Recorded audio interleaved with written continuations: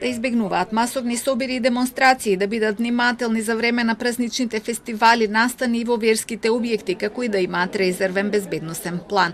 Ова се предупредувачките пораки што Американската амбасада ги упати за граѓаните на САД што престојуваат или имаат намера да допатуваат во земјава.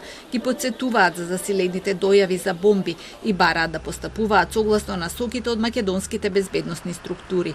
Викендов и Германија ги предупреди своите граѓани да бидат будни и предпазливи при патување во Македонија. Во меѓувреме од владата кои 2 месеци не успеваат да откријат од каде доаѓаат заканите, се правдаат дека не сме единствени во регионот.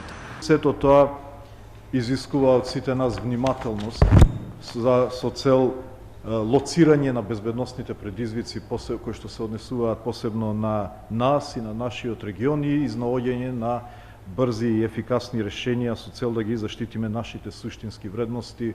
Деканот на филозофскиот факултет пак има друга теорија.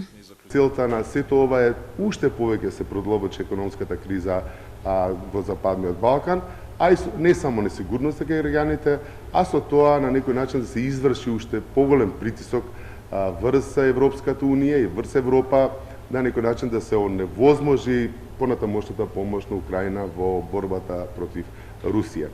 МНР побарале помош од НАТО, но добиле одговор дека се информирани и прават анализи за тоа што точно се случува, но дека немаат механизми за истрага и форензика. Тоа се пак останува на МВР, кои досега дојдоа само до заклучок дека дојавите се праќаат од странство.